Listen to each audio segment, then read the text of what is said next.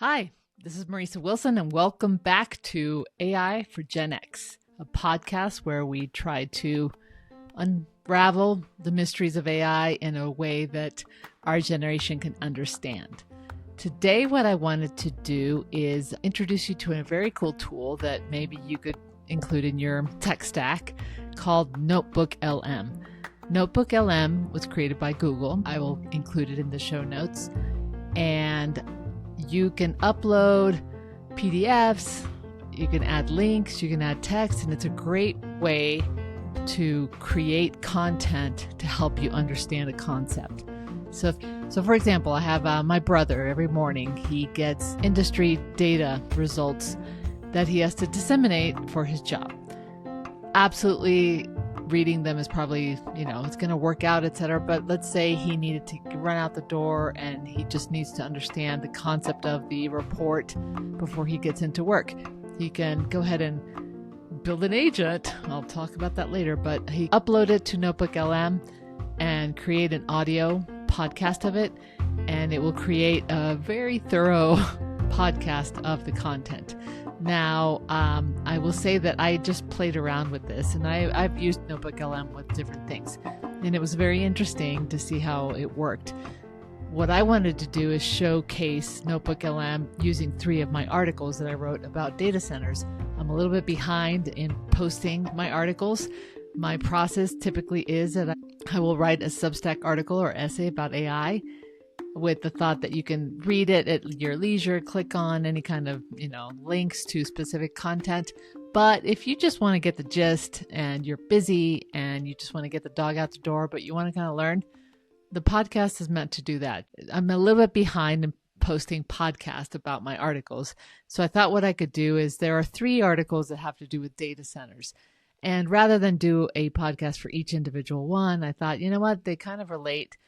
People who really want to know will probably want to just read. This isn't actually, this is how you use AI, but it is important to know.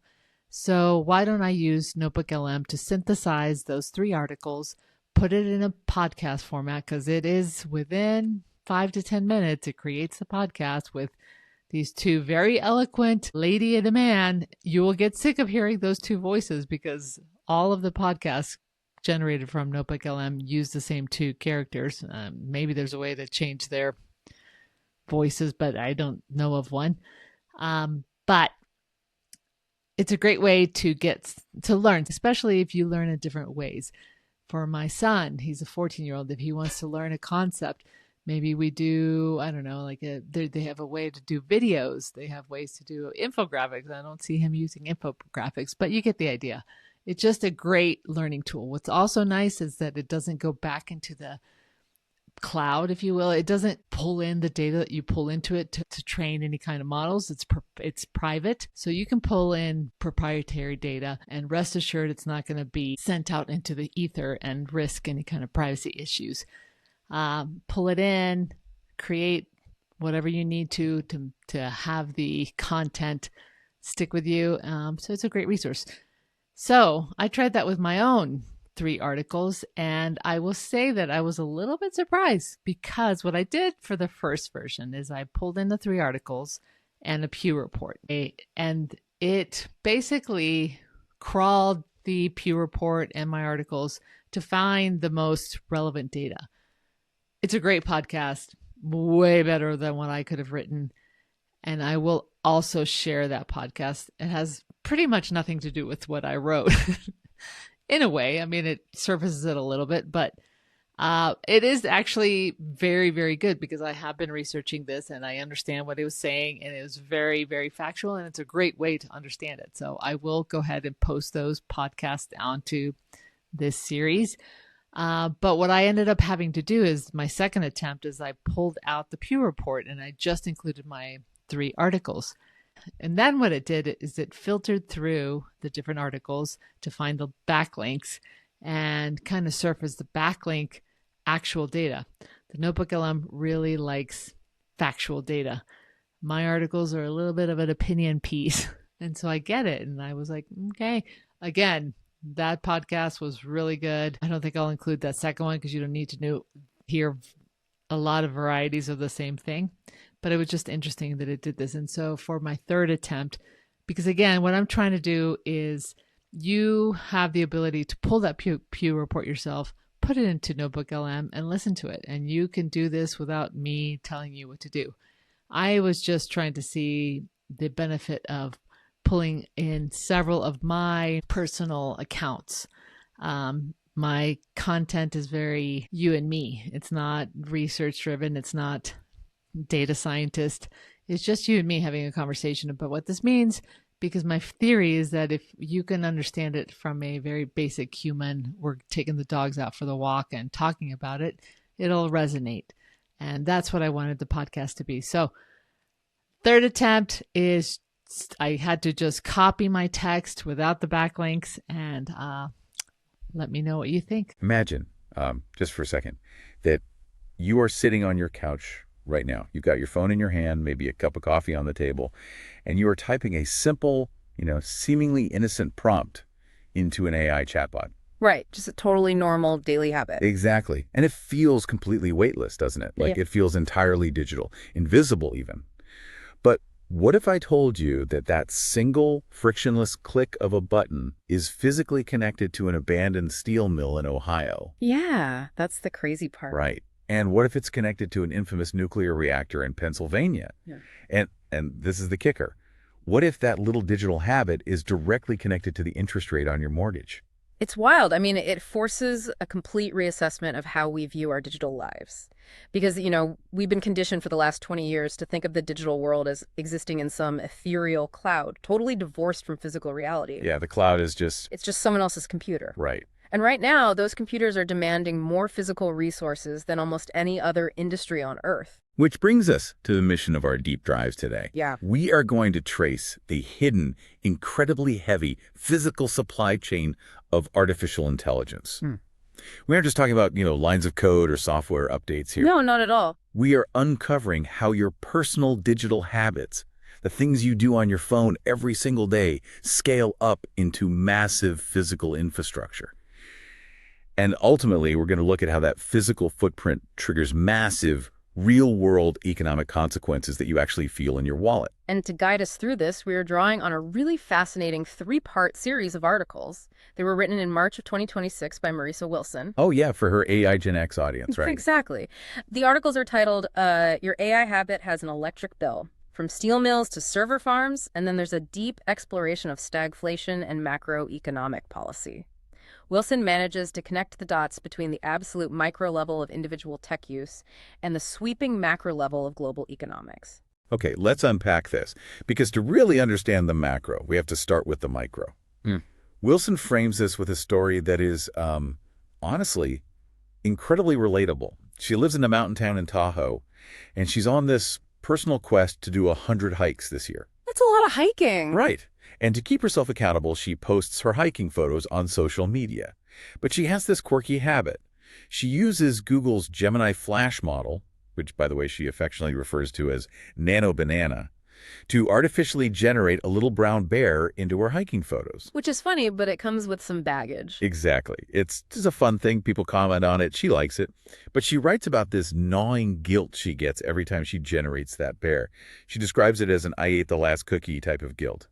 She knows it's probably not great for the planet, but, she's doing it from the comfort of her couch, so she just keeps doing it. And that underlying guilt she describes, that is essentially her intuition picking up on the immense physical toll of modern computing. Like, we all know we had to make the jump from standard CPUs to GPUs, graphics processing units, to handle the parallel processing required for neural networks. Because the old chicks just couldn't handle the math. Right, exactly. But the physical trade-off of all that parallel processing is massive thermal output.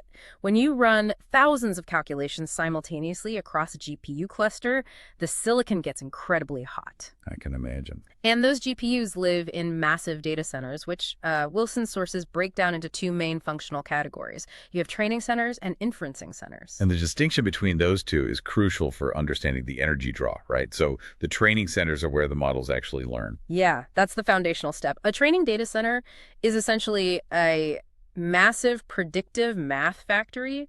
It ingests mountains of human data, like the entirety of the public internet, books, articles. Just reading everything. Everything. And it uses trillions of backpropagation cycles to adjust the mathematical weights within its neural network. It's building the structural architecture so that when you type "the apple is," the model mathematically predicts the next word is likely red and not, bulldozer. Right.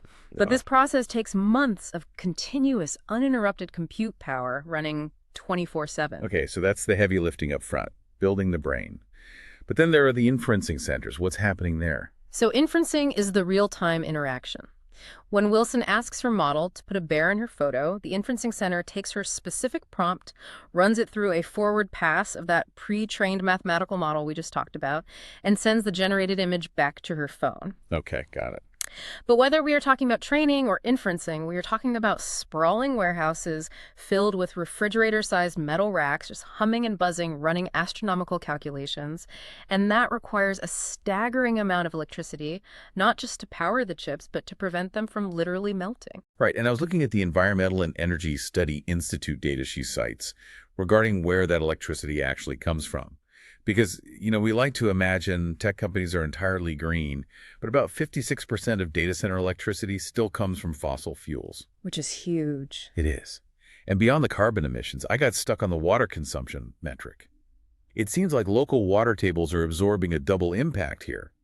The servers themselves are guzzling water for cooling, but the power plants supplying the electricity are also draining the water table to make steam. Yeah, the upstream and on-site water demands are totally compounding. Let's look at the mechanics of it.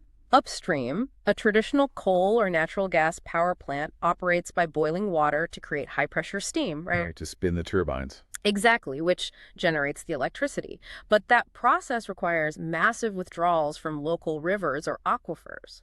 Then, once that electricity is actually transmitted down the line to the data center, the facility needs water for its own thermal management. So it's getting hit twice. Yep.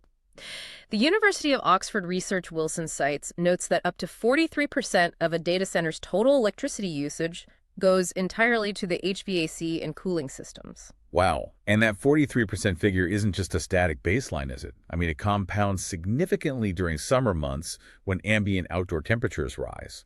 The hotter it is outside, the harder the chillers have to work to maintain the internal differential. That thermal differential is everything. Most traditional data centers use evaporative cooling towers. They basically pump water over hot coils, and as the water evaporates, it pulls the heat away into the atmosphere. Which sounds efficient for cooling. It is highly effective for cooling, but it physically removes millions of gallons of water from the local watershed. It literally just vanishes into the air. Which brings us to the macro projections Wilson pulls from the International Energy Agency. In 2024, data centers worldwide consumed about 415 terawatt hours of electricity. A massive number on its own. Right. But by 2030, that number is projected to more than double to 945 terawatt hours. And to conceptualize 945 terawatt hours, you really have to look at national scale consumption. That figure is roughly equal to the electricity consumption of the entire country of Japan. Wait, really? The whole country? The entire country. Think about the neon lights of Tokyo, the bullet train networks, the massive automotive and electronics manufacturing base of an entire G7 nation. That is the baseline energy floor AI will require just to keep its servers operational by the end of the decade. That is insane. And the statistic that reframes the entire American economy for me is the projection for U.S. domestic consumption. By 2030, the United States is on track to use more electricity processing data than it will use manufacturing all of its energy-intensive goods combined. Yeah, it's a total paradigm shift. Aluminum, steel, cement, chemical processing. If you take every heavy physical manufacturing sector in the U.S. and stack them together, we will still use more power just mathematically predicting words and generating digital images. We are completely redefining what heavy industry means in the 21st century. Absolutely. The shift from physical manufacturing to cognitive manufacturing is like the defining transition of this era. But to ground this, Wilson breaks down the actual watt hours of specific AI actions, translating those massive terawatts back down to your couch. Let's run through those because it completely changes how you look at a chat interface. If you ask a standard chatbot, a simple text query like, summarizing an email, that uses about 0.24 to 0.3 watt hours. That is the equivalent of running your kitchen microwave for about 1 second. Which feels negligible. Totally negligible. But then you switch to one of the new deep think or reasoning models, where the AI sort of shows its work before answering, and the energy cost jumps 3 to 4 times higher. Yeah, the underlying mechanics of those reasoning models explain the massive energy spike. A standard model does a single forward pass. It predicts the most likely sequence of tokens and outputs them. But a reasoning model utilizes architectures like tree of thoughts or step-by-step token generation. So it's not just guessing the next word. Exactly. It generates multiple possible pathways, evaluates them against each other, discards the illogical ones, and then synthesizes a final answer. So it's essentially running an internal monologue. It's arguing with itself before it talks to you, which means it is running exponentially more compute cycles for a single prompt. Wilson includes a brilliant mechanical analogy from a researcher here. Using a high-powered reasoning model to answer a simple factual question is like driving an 18-wheeler semi-truck to the corner store just to pick up a single gallon of milk. I love that analogy. You are deploying massive industrial capacity for a trivial task. It's so wasteful. And the computational cost scales dramatically when we move from text to media. Generating a single AI image like Maurice's brown bear uses about 1.2 watt-hours. That translates to leaving an LED light bulb running for 7 continuous minutes. Okay, that's definitely a step up. And video generation operates on an entirely different order of magnitude. A single 5-second AI video clip at the high end can consume 950 watt-hours. Oh my God. Yeah. That is the equivalent of leaving a light on in your house for 4 consecutive days, just for 5 seconds of pixels. Which leads us to a massive revelation in the text regarding something almost nobody thinks about. Your chat history. Most of us interact with these chatbots as if they have human memory, you know. You assume that because you've been talking to it for an hour, it remembers the context of what you said 20 minutes ago. Yeah, but the illusion of conversational memory is one of the most brilliant and honestly energy-intensive tricks of modern user interface design. Because functionally, the AI has no memory. It blanks out after every single message. I really want to break down exactly how that works physically, because it blew my mind. The transformer architecture these models use relies on self-attention mechanisms. But those mechanisms don't store a running memory bank. No, not at all. So for every single new message you send in a continuous chat, the system must reread and reprocess the entire previous chat history sequence matrix. Right.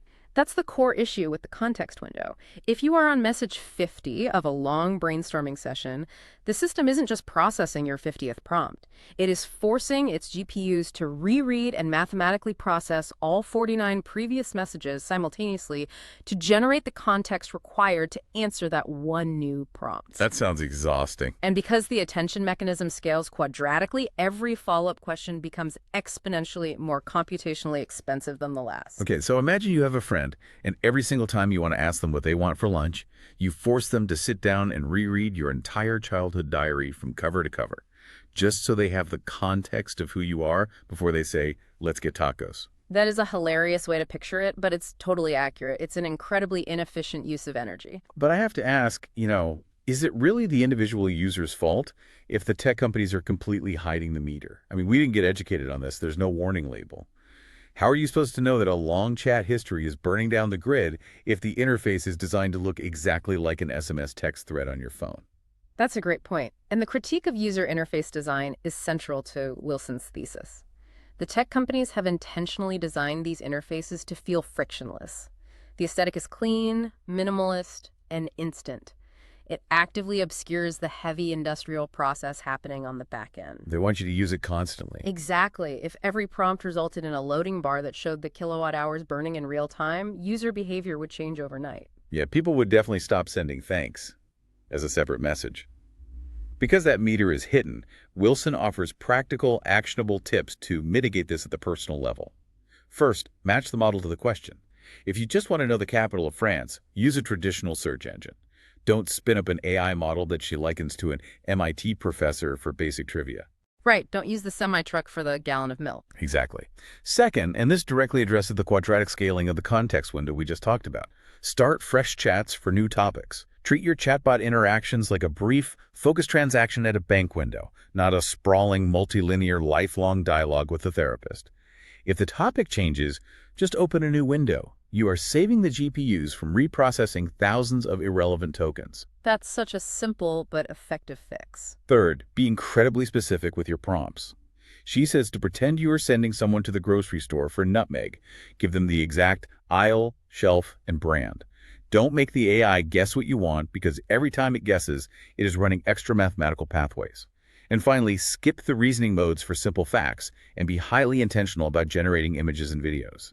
But, Wilson is quick to acknowledge that individual usage is ultimately a microfactor. Her generating one digital bear in Tahoe doesn't drain the Colorado River. Right. But when 78 million people demand an AI-generated image at the exact same moment, the cloud can't handle it, because the cloud is a metaphor. In reality, you need physical concrete, steel, high-voltage transmission lines, and massive tracts of land to process that math. Exactly. Which is why Marisa shifts her focus from the digital habits of the user to the physical realities of Middletown, Ohio. She grounds this massive infrastructure build-out in a very poignant personal history about her father. Yeah, he was an executive for Armco Steel in Middletown back in the 1970s. For most of the 20th century, Armco was the industrial heartbeat of that region. And the details she provides paint a vivid picture of what work used to look like. She remembers him in his chocolate mock turtlenecks driving the company-allotted Pontiac station wagon.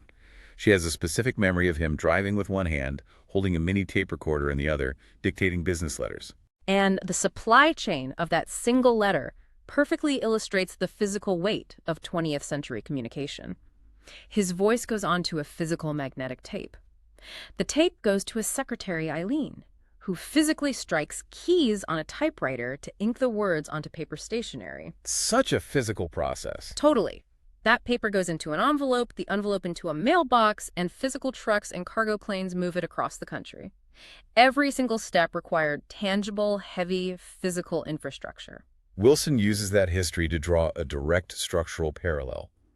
AI, despite the frictionless aesthetic of its user interface, relies on an infrastructure web that is just as heavy, just as tangible, and vastly more resource-hungry than those 20th century steel mills. It is simply hidden behind razor wire and nondescript warehouse walls. Right. To understand the scale of this new industrial age, she pulls back the curtain on how the big three major players are building out their physical footprint. Their architectural strategies are direct manifestations of their corporate philosophies. Yeah, let's start with OpenAI, the company behind ChatGPT. Wilson describes their infrastructure approach as go big or go home. Which is an understatement. Seriously, they are orchestrating a project dubbed Stargate. The Stargate project is what really reframes the scale of this for me. The flagship campus is planned for Abilene, Texas. We are talking about an 875-acre campus that aims to draw 1.2 gigawatts of electricity when fully operational. Okay, pause. 1.2 gigawatts isn't a server upgrade. That is the energy draw of a mid-sized American city. Yeah, it's enough to power roughly 750,000 homes. For one single campus. One campus. And their overall vision aims for 10 gigawatts of capacity by 2029. That's just staggering. And their ambitions are global, which introduces complex geographical constraints. Like, they announced a massive 1 gigawatt Stargate facility planned for the United Arab Emirates. This immediately raises a glaring logistical and environmental barrier. Thermodynamics in a desert environment. Right. How do you cool a massive heat-generating data center in a region where water is an incredibly scarce resource? You can just evaporate millions of gallons there. Exactly. The projections show water consumption for data centers in the Middle East and Africa surging to over 426 billion liters by 2030. A single 1 megawatt data center can consume up to 25.5 million liters of water annually. That is the daily water requirement for a city of 300,000 people. So how did OpenAI try to solve the water problem? At least back in their Texas facilities, they experimented with closed-loop liquid cooling systems, right? Yeah, the theory is elegant. Instead of evaporative cooling towers that lose millions of gallons of water into the atmosphere, a closed-loop system uses a sealed circuit. The water pulls heat directly off the silicon chips and moves it to external chillers. The heat is released, but the water itself just recirculates. So zero evaporation, zero water loss. Zero. In a controlled laboratory setting, it's a brilliant engineering solution. But out in the field, physical reality and extreme weather assert themselves. All right, the Texas freeze. Yep. During severe winter weather in Texas, parts of this liquid cooling infrastructure failed catastrophically. In a closed-loop system, water pulls heat off the chips and moves it to external chillers. But when the Texas grid froze, The ambient outdoor temperature dropped so fast that the external heat exchangers couldn't regulate the thermal differential. So what happened? The system physically seized up, forcing several buildings offline for days. They pushed the absolute limits of thermodynamics, and reality pushed back. Wow. Shortly after that failure, plans to expand that Abilene campus in a massive partnership with Oracle were canceled after negotiations broke down. It proves that pushing the absolute bleeding edge of physical infrastructure comes with immense, unavoidable real-world friction. Totally. Now contrast that centralized go big or go home approach with Anthropic, the company behind the Claude model. Ah, yes. Wilson calls their approach the spread-out strategy. It's a $50 billion infrastructure build-out, but the architecture is fundamentally different. Instead of putting all their chips into one massive, vulnerable mega-campus like Stargate, they are building a decentralized web of nodes. It's a strategy rooted in risk mitigation and grid resilience. They partner with a company called Stack to build custom, smaller-scale centers in Texas and New York. They utilize Amazon's sprawling 1,200-acre campus in Indiana. They have a massive distributed cluster called Project Rainier spanning across Pennsylvania, Indiana, and Mississippi. So if a freak winter storm takes out the power grid in Texas, their operations in Pennsylvania and Indiana absorb the load and keep humming. It's significantly less flashy than announcing a gigawatt campus in the desert, but structurally it is vastly more resilient to macro shocks. that makes a lot of sense. And then you have the third major player, Google DeepMind. She aptly calls them the quiet giant. Google has an incredible incumbent advantage here because they haven't just started building data centers for AI.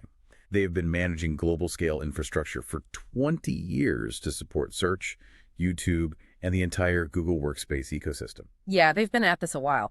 And Google's approach to the power constraint is highly characteristic of their engineering culture. They are literally deploying AI to optimize the physical constraints of AI. Wait, how's that work?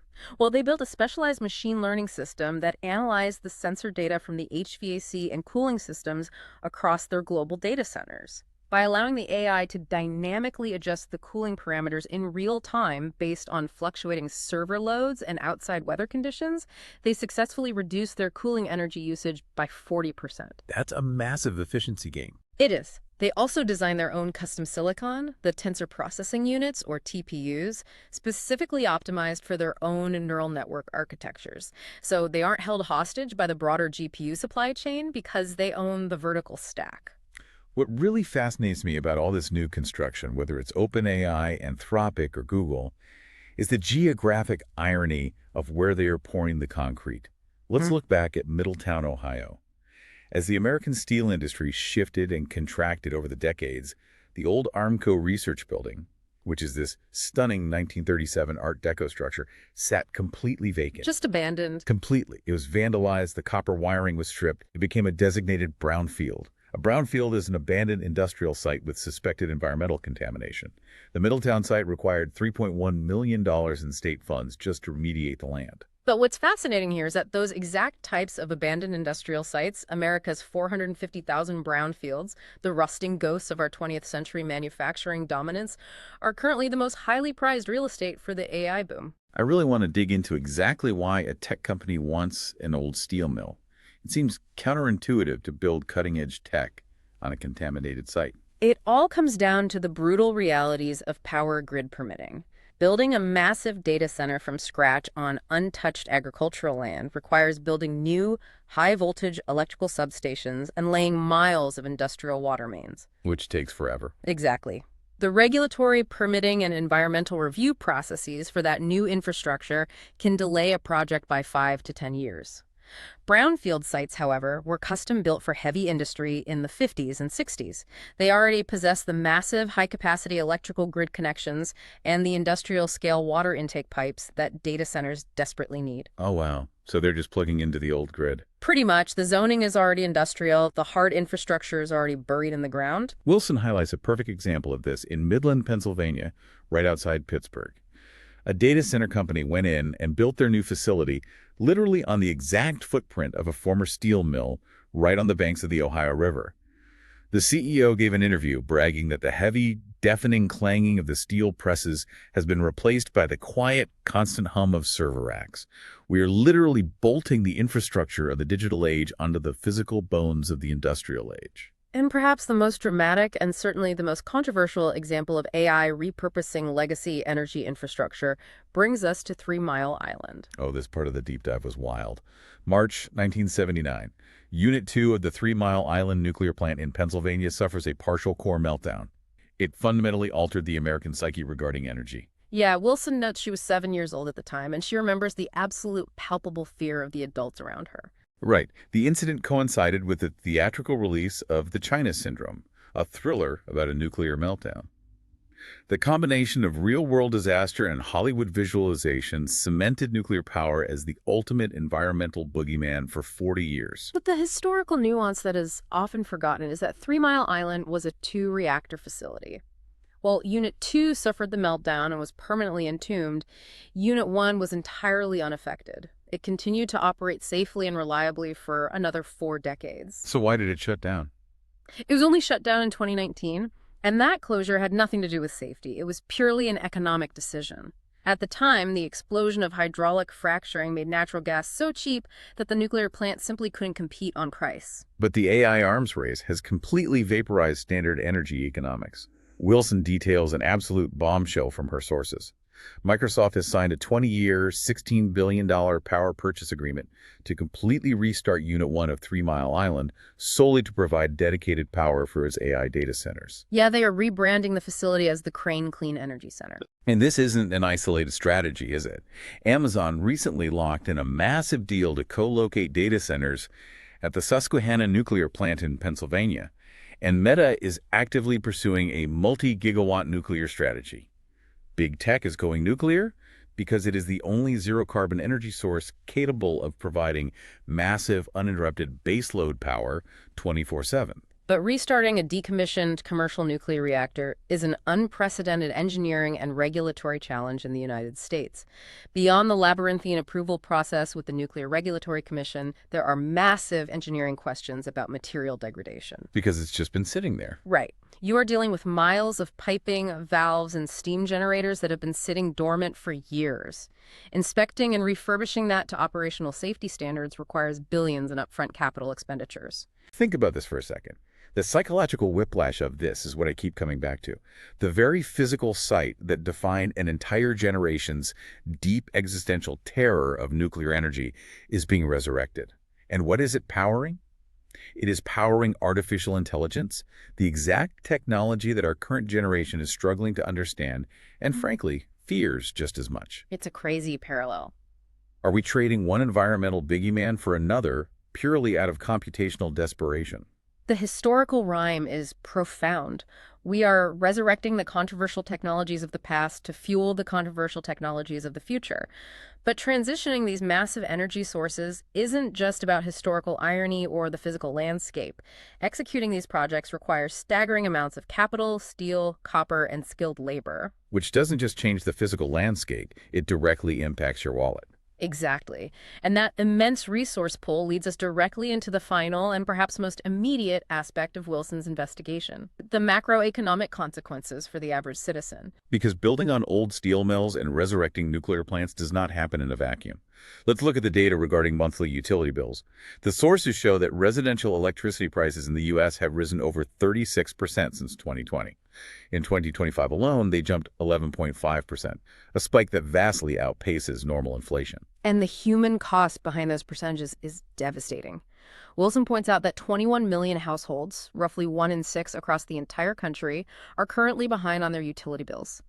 The total outstanding utility debt is hovering around $25 billion. That's horrifying. It is. This burden is highly regressive. It is disproportionately impacting low-income Black and Hispanic households, some of whom are now forced to spend up to 20% of their total household income simply keeping the lights on and the refrigerator running. If you are listening to those numbers and wondering if this is just general post-pandemic inflation or if it is directly tied to the tech boom, the geographic data is incredibly telling. Wholesale electricity costs surged by as much as 267% in specific geographic areas located near major data center hubs. Look at the residential price jumps at the state level. Virginia, the undisputed data center capital of the world, saw residential prices jump 13%. Illinois is up 16%. Ohio, the steel state we discussed, is up 12%. And understand exactly how a data center in Virginia raises the power bill for a resident in Ohio, we need to look at how grid economics actually work, specifically within the PJM interconnection. Right, PGM. Yeah, PJM is a regional transmission organization that coordinates the movement of wholesale electricity across 13 states and 65 million customers. They operate what is called a capacity market. Let's break down exactly what a capacity market is, because it's not the same as just paying for the electricity you use today, right? Correct. The standard energy market pays power plants for the electricity they generate right now. A capacity market is essentially an insurance policy for the future. PJM holds an auction where they pay power plant operators to guarantee that their facilities will be available and ready to generate power 3 years from now during peak demand times. Like the hottest day of the summer or a massive winter freeze. Exactly. It ensures grid reliability. Okay, so power plants bid into this auction, offering their future capacity. PJM accepts the lowest bids until they secure enough guaranteed power to meet their projected demand for 3 years out. The price of the last bid accepted becomes the clearing price that everyone gets paid. Exactly. But here is where the AI boom breaks the model. When PJM ran their capacity auction recently, their projections for future demand had absolutely skyrocketed because of all these new gigawatt-scale data centers entering the queue. So demand is up. Way up. Simultaneously, older coal plants are retiring. So you have a massive spike in forecasted demand and a shrinking pool of supply. That sounds like a recipe for a price spike. And a massive one.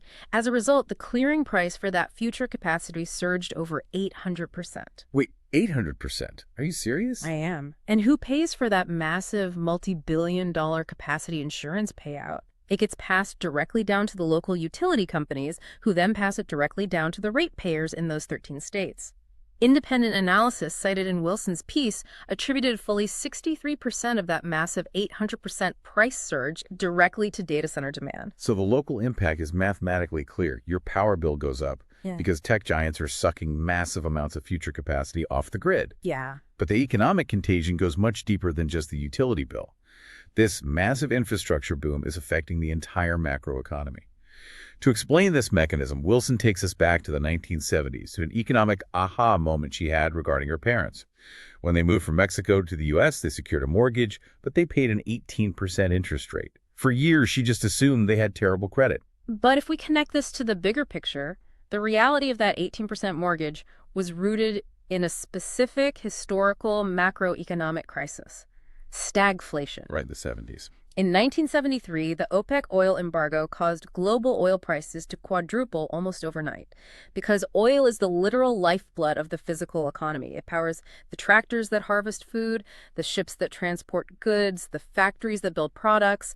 This massive supply shock caused inflation to spike across every sector simultaneously. Prices for everything skyrocketed, but the economy itself wasn't growing. Businesses were laying people off. That's the stag. In stagflation, stagnant economic growth combined with a high, persistent inflation. It is a central banker's worst nightmare. Totally. To break the back of this inflation, the Federal Reserve Chairman at the time, Paul Volcker, had to use the bluntest instrument available.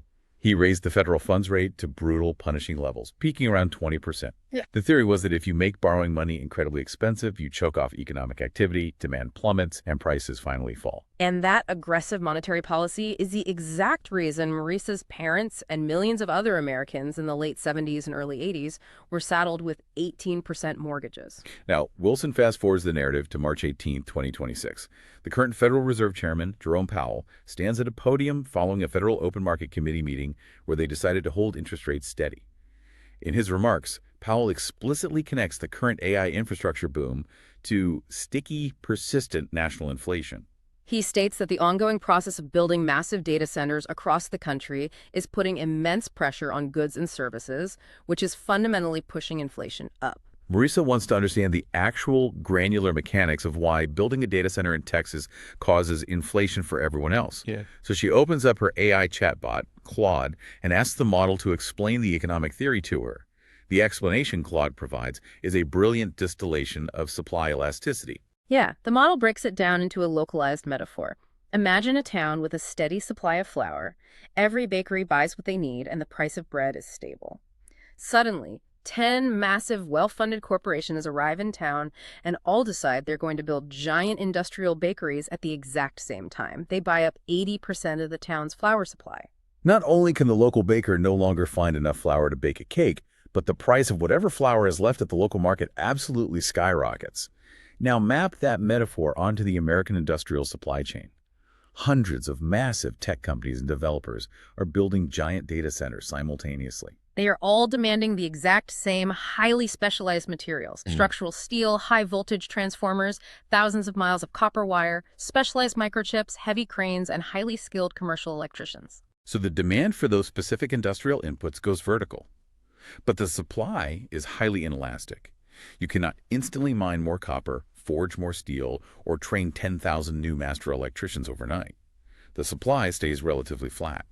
So basic economics dictates that the prices for all of those things surge. Exactly. And because steel, copper, and labor are the foundational inputs for almost every other sector of the economy, from building a new hospital to constructing affordable housing to repairing a bridge, those price surges ripple across the entire macroeconomy. That is the structural construction inflation that Chairman Powell is highlighting. This leads to the most crucial question Marisa asks Claude. Wait, if inflation is rising because of all this manic construction activity, why doesn't the Federal Reserve just do what Paul Volcker did? Why not just raise interest rates to cool the economy down like they usually do? Make borrowing more expensive and force these companies to slow down their data center builds. And this reveals the terrifying reality of the central bank catch-22 we are currently navigating. The transmission mechanism of monetary policy relies on debt. When the Fed raises rates, it makes borrowing expensive. Normally, a company looks at the higher interest rates and says, capital is too expensive right now. Let's delay building that new factory until rates come down. That's how it normally works. Right. But the companies driving this specific construction boom, Google, Microsoft, Amazon, Meta, they do not rely on the corporate bond market or bank loans to fund their capital expenditures. Wait, they don't borrow money to build these? Not at all. They are sitting on hundreds of billions of dollars in liquid cash reserves. They are self-financing these infrastructure builds out of their own immense cash flows. Raising the federal funds rate doesn't slow down the Stargate project for a single second because OpenAI and Microsoft aren't asking a bank for a loan to build it. They are completely insulated from the cost of borrowing. So the Federal Reserve raising interest rates does absolutely nothing to stop the massive tech monopolies who are actually causing the supply squeeze in the first place. All it does is severely punish the smaller regional competitor who does need a business loan to expand, or the everyday citizen trying to secure a mortgage to buy their first home. Precisely. Powell is effectively trapped by the limitations of his own monetary tools. He is attempting to manage three overlapping structural supply shocks simultaneously. A massive tech infrastructure arms race that is entirely immune to interest rates, a tightening national labor supply fueled by demographic shifts, and geopolitical instability disrupting oil markets in the Middle East. It is a far more complex and structural economic puzzle than the demand-driven inflation Volcker crushed in the 70s. Oh, absolutely. But, to provide a balanced view, the tech companies are aware of the political optics of this, and they aren't entirely ignoring the public outcry over grid strain. Right. Wilson mentions that policy initiative from March 2026 called the White House Ratepayer Protection Pledge. The major AI companies all signed this document, and the core agreement is that these tech giants will cover the full costs of the new power generation and the specific grid upgrades required to support their data centers. So it doesn't fall on the public. Exactly. Yeah. The goal is to ensure that the billions of dollars required to build new substations and power lines aren't just passed down to household utility bills through the rate base. It is a necessary diplomatic step, but from a macroeconomic perspective, it is a Band-Aid. How so? There is a critical gaping hole in the scope of that pledge. It only addresses the electrical infrastructure. It does absolutely nothing to address the broader construction inflation we just broke down. It doesn't subsidize the soaring cost of structural steel. It doesn't lower the price of copper on the commodities market. It doesn't alleviate the severe labor shortage in the commercial construction trades. Oh, I see. Those broader economic constraints are still driving up the cost of capital projects everywhere else in the country. So the pledge keeps your local utility bill from spiking quite as fast, but it doesn't stop your grocery bill, your auto insurance, or your housing costs from creeping up due to the macro supply squeeze. It's a localized fix for a systemic problem. Exactly. So how do we actually govern this? Wilson shares her perspective, and she draws a hard line here.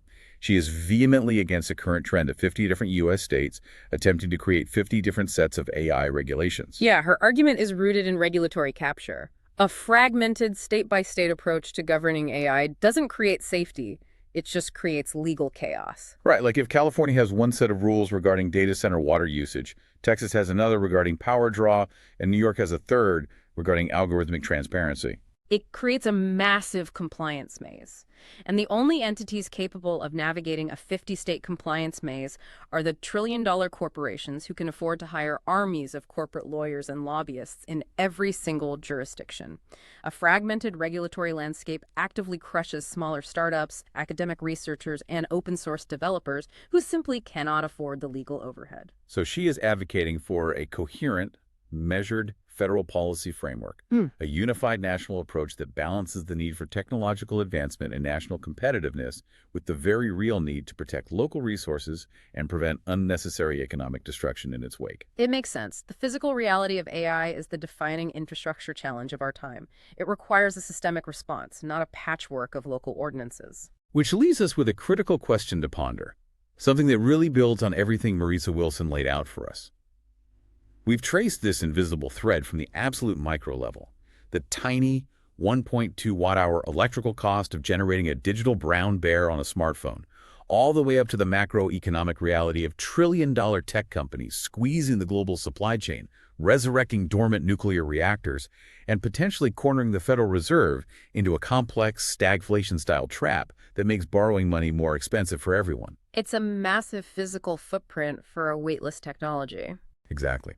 So as these tech giants pour hundreds of billions of dollars of cash reserves into these sprawling data centers, and as they negotiate complex pledges to cover grid upgrades, you have to wonder who is really paying the ultimate long-term price for this AI revolution. Are we just watching the story of Middletown, Ohio repeat itself in real time on a vastly larger scale? When the next massive technological paradigm shift inevitably happens, whatever comes after neural networks and large language models, will these sprawling, resource-hungry server farms and restarted nuclear reactors simply become the abandoned, vandalized brownfields of tomorrow, leaving local communities to once again foot the bill for the cleanup?